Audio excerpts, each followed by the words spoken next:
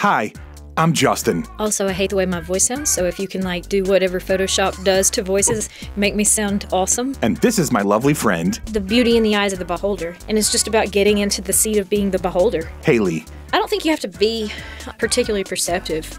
I just think you have to look up. This podcast is mostly just her telling me stories. If you expose yourself to the possibility that this might be really awkward, there can be something just really cool on the other side of it. She thinks that her life and way of looking at things are Oh, I thought I was kind of waiting on you. I thought you were getting your stuff ready. You're waiting on me? pretty normal. You got to edit out all the misinformation about the Amish. Maybe you can relate. I would like a chance to re-sing the Amish Paradise. If you want lighthearted stories All right, you want to talk about goats? and stream of consciousness, I just woke up and needed some friends, and so I bought them. then you're gonna like the Sunny Side Up podcast. Sunny side up, sunny side up, sunny side up, sunny side up. So, if you're at all like me, you may feel that you're living in a world that can be a bit overwhelming and confusing at times.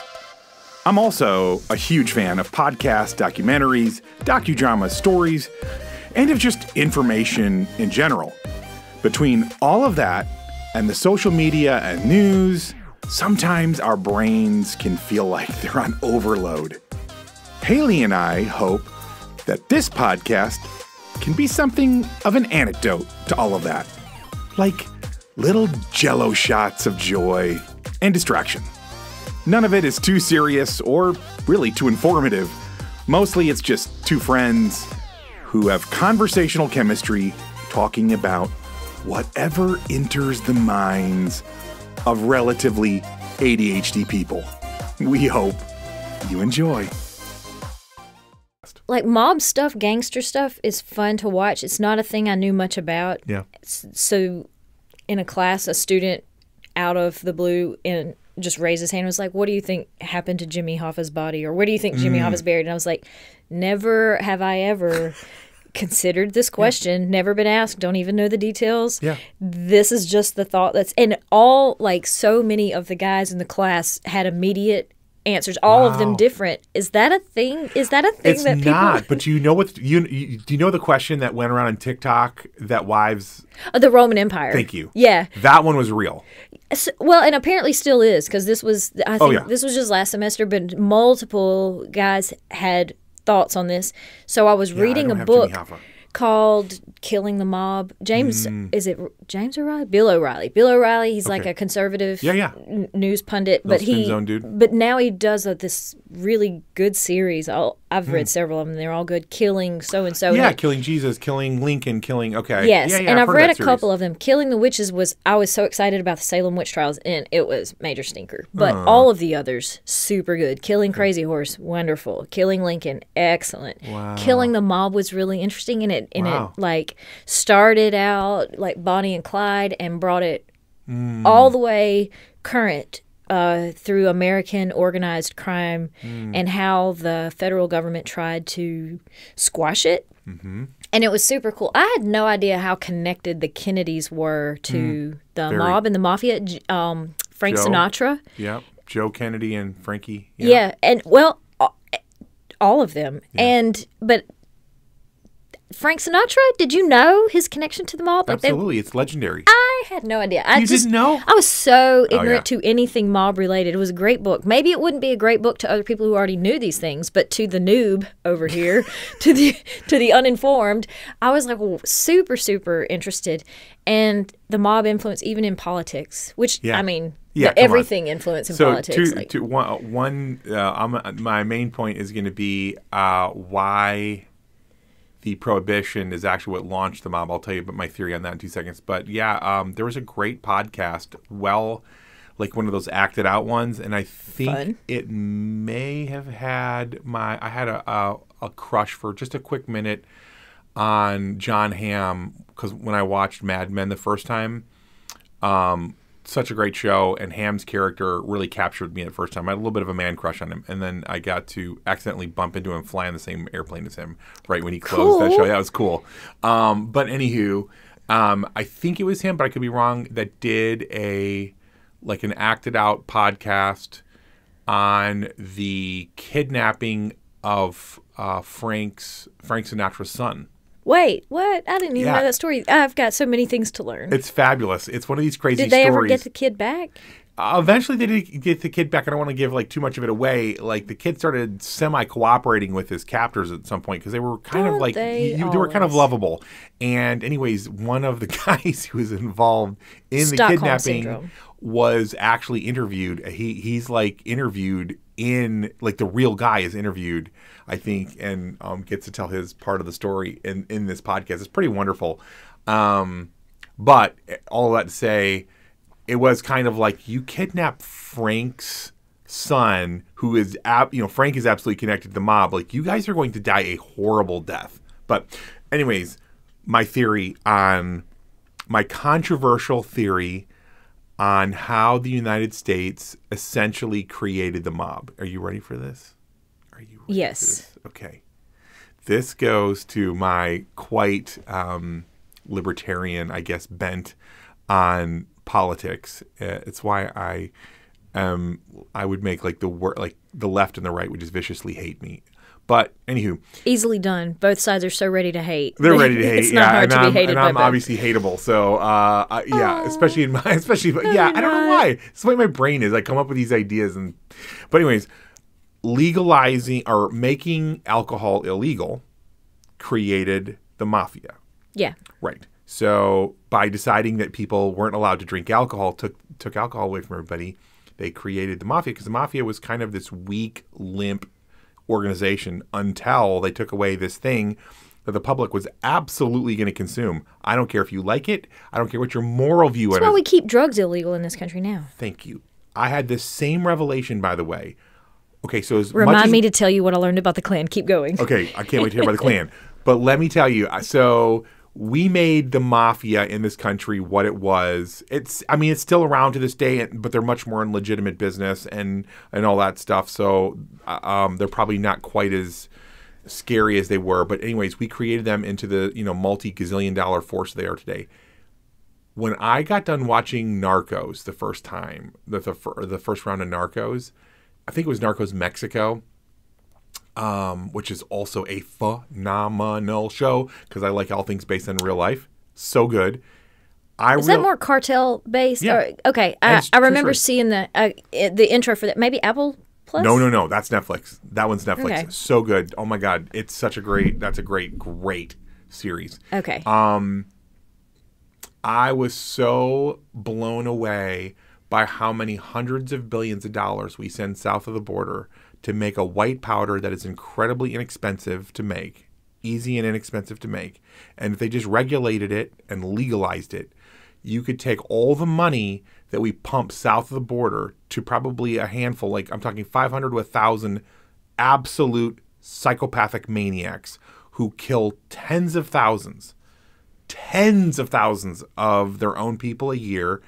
And then that doesn't count all the gang and drug violence that happens on our streets. And the cocaine hippos. I don't know what a cocaine hippo. Oh yeah, and the cocaine. I do know what the cocaine hippos are. Right. Thank you very much. Yeah.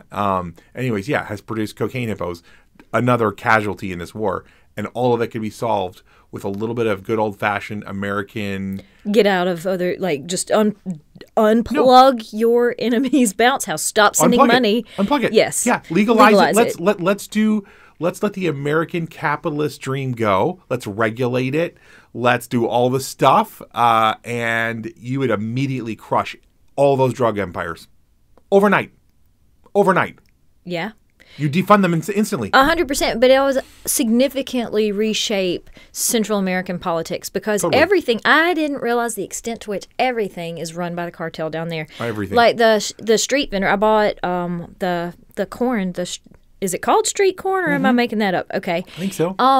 And they were like, even the person you just bought that from really had to get their unofficial permit to be able to do that license from the cartel. They're like, the government here operates by virtue shadow. of the cartel granting them. And the state that I was going to visit, there was, I don't remember if there was a death or a war or whatever happened, and there was a shift in the power dynamic and a new cartel. They were struggling to see who was going to be the new. So they were like, don't come right now is way too violent because we're currently unsettled over which cartel is going to be in power. And And the government doesn't even really matter because the police are put in place by all of it is a trickle. I hope you heard hundreds of billions of U.S. dollars going into these incredibly poor countries that don't have they don't have an Apple or a Google or all the stuff that we have in America to help support their economy. This is the main thing going. Yeah. And the guys that are running it, these are not grandma next door who bakes cookies for the kids. These are psychopathic maniacs who will rape, murder, and kill their way in power. We've been told, what if they are actually more legitimate business people and our politicians tell us how terrible they are so that it'll build into their little narrative about why we need to close off the borders or everything else.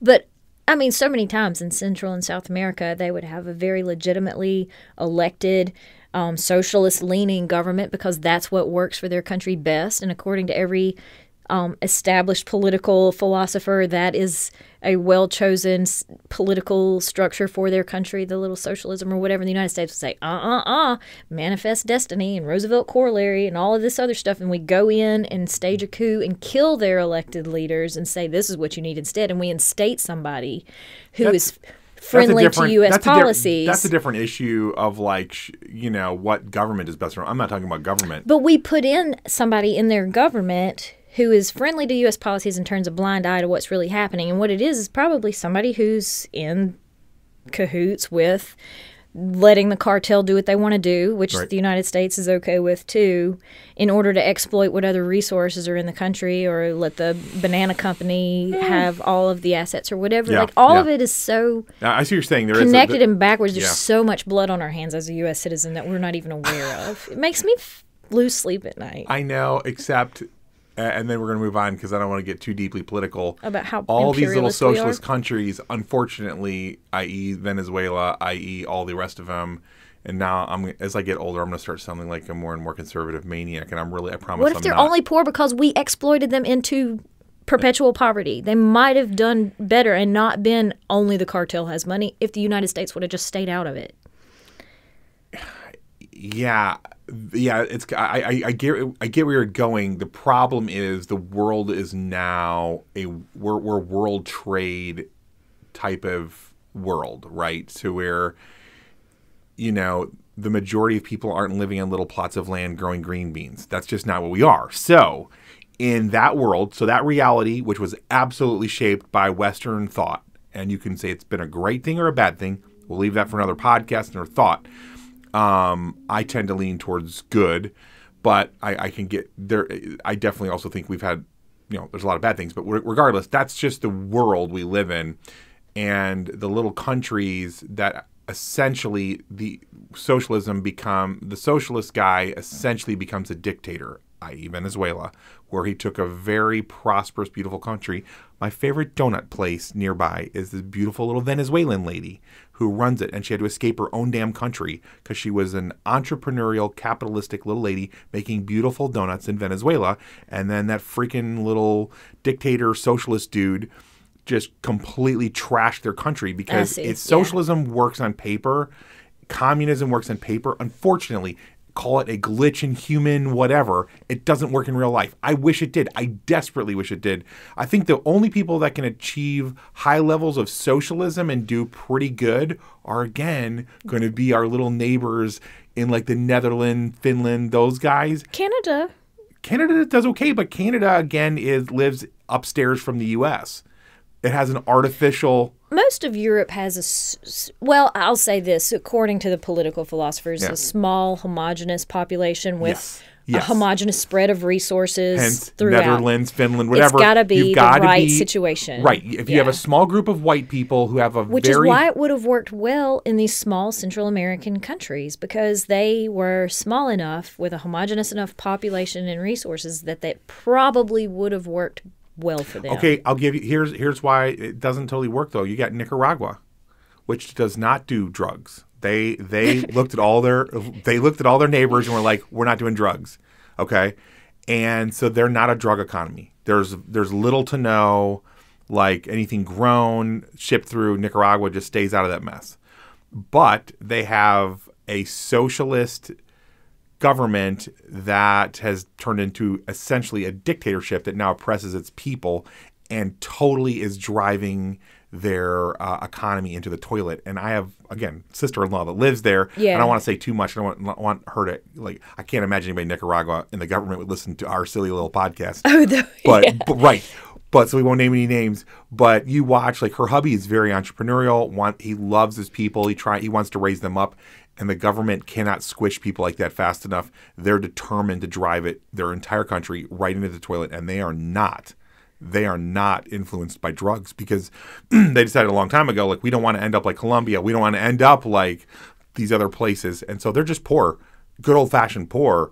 But they could have worked their way out in a more democratized, capitalistic environment. And that's just not so I'm not saying it couldn't work in a super agrarian society way back in the day. It just does not work. Would we call them a real socialist country at this moment, though? It's more of a dictatorship. That's what I'm saying. But it always goes that way, unfortunately. You see what I'm saying? Yeah. So to get, like, where it works best is, again, in small white countries, again, in Smurfs. The Finland, Norway, all those places where they have, like, thousands of years of caring about their neighbors. Nobody looks different than them. It's easy. Yeah, God bless you. You hit a little bit of oil money and you pass it around. And would I want to live in one of those places?